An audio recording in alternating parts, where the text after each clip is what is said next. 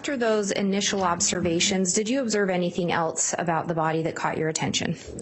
I was looking, because you kind of want to look, she was 49, so I was like, this is unusual because she's not that old. So I was kind of looking for things like on her neck or bruising, scratches, those kind of things. And I observed just some bruising on a bicep. I think it was her right arm and forearm, but they didn't look new. They looked more like an older bruise.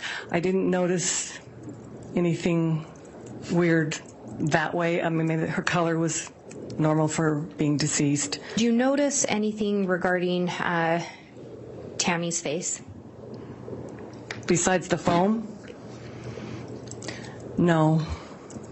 And when you talk about the foam, does that appear to be what you observed that day? Yeah, and that's they get like a pink frothy foam, like a bleeding. That's what I assumed that to be, like some blood. And you were saying with the pink foam? Yeah, in my knowledge, I was thinking of things like congestive heart failure, something that I know that maybe could cause that with the pink frothing. And so my mind kind of went to that, and I was thinking that she's looking for things like swelling and things that would go with that, but I didn't see any other signs with that.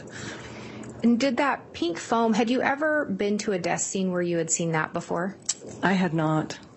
Did it cause you some concern? It did.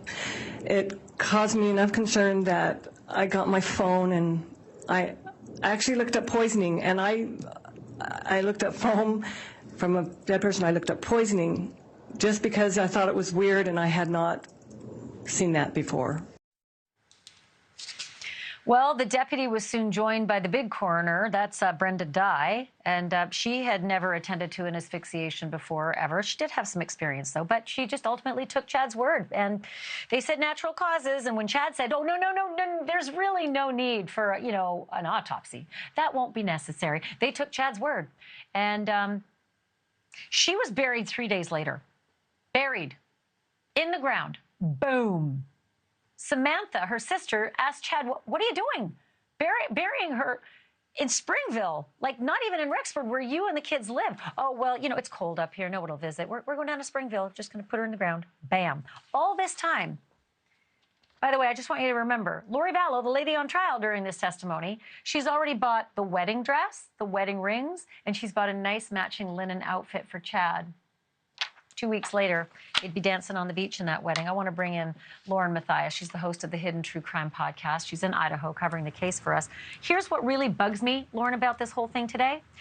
The coroner said the lividity, that's a fancy word for like the blood that pools wherever your body is like lowest. The lividity was all along Tammy's back, which would suggest she's lying down on her back when she dies. And yet they found her feet on the bed and body down on the floor. And the coroner even asked, this doesn't make much sense. And yet again, they took Chad's word for it. I must have moved and the sheet pulled and then she just rolled out. I don't understand this. Yet again, not only that, but let's talk about the pink foam that everyone keeps talking about. They notice a towel on the side of the bed, Ashleigh, and then the coroner asks, well, what's this for? And then Chad says, oh, well, I've been wiping the pink foam off and off and off. I mean, he woke up to find her dead. I don't know why he would be doing that. And then she does it too and notices it keeps coming. So many strange things with his behavior, and they just kept, at the end, they delivered a death certificate, natural causes. Yeah, it's maddening. Not only that, but lots of testimony today from people who were in exercise classes with Tammy, like Zumba and clogging, which I love. They were doing things like squats, jumping jacks, burpees, and several of them testified she was absolutely fine, including one of them who also works at the school, who said the day before I heard she's dead, she's perfectly fine with the kids. Like, that's some pretty strong testimony. Yes, absolutely. They said she was smiling, that she was helping the children as a librarian, that she seemed perfectly fine. Her sister, I saw her 2 weeks ago. She was fine. She was happy. She was planning her 50th birthday party. There are no signs whatsoever, except for what Chad is saying, that would equate to her having any health problems.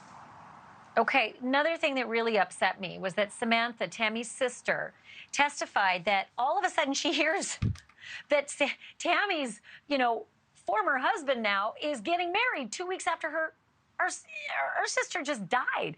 Her brother-in-law is getting married to another woman 2 weeks after her sister's dead. And she starts doing some Googling, and she finds out not only did he tell her a fake name for Lori, she found the real name, she found the real circumstances in Arizona that her brother had shot her other husband dead, and found that there were children involved. That lady right there, Lori, had 2 children. So Samantha asks Chad, well, will you be raising kids? And Chad's answer is, no, gosh, no, there's no kids. We're going to be empty nesters. What did the jury do when that little bombshell hit? Oh, they gasped. They couldn't believe it. And then she continued, Ashleigh, and actually said, and then he was, he didn't even call us himself. He had his daughter call her parents to say, by the way, my dad got remarried. When he was telling this story of being empty nesters after she learned that he had kids, no, the jury they were listening intently. There were mouths open. The jurors were shocked. And of course, Lori's sitting over there listening intently herself, looking indifferent. All bad facts, one after the other. Lauren, Matthias, excellent coverage this week. Thank you for that. Do appreciate it. Thank you for watching. Go to newsnationnow.com to find NewsNation on your television provider. And don't forget to click the red subscribe button below to get more of NewsNation's fact-driven, unbiased coverage.